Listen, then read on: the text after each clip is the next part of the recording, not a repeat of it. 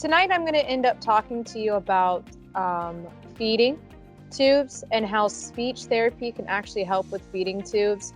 I remember working in a severe type of classroom in the education in the school. And what we ended up doing was we had a couple students who would need a feeding tube. And what a feeding tube is a little tube or a balloon that goes into a slit near the stomach, and it bypasses the swallowing mechanism, okay? And it's just a little balloon, and what it does on the other end, it has a little pinhole, and it fills up with the feeding that you would give them, and then it drips down through the pinhole and feeds the children, which was really cool. We had to do it 3 times a day.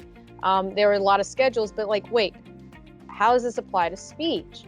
Well, as we talked about, speech is just not just talking. It's also that swallowing mechanism.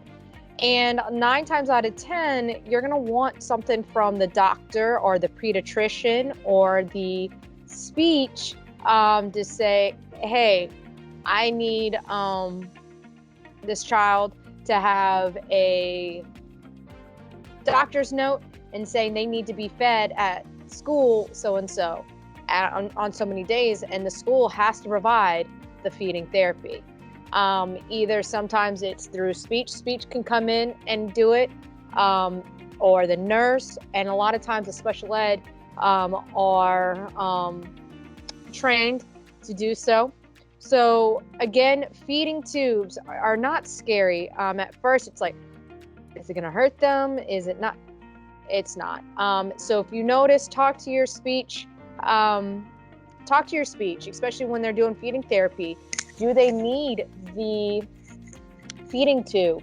Okay. I would talk to them, and then you can get it in the school systems. With that being said, again, speech is not just talking, it's also that feeding, and they work with special educators within the school system and help provide that medical portion that the student needs or the child needs.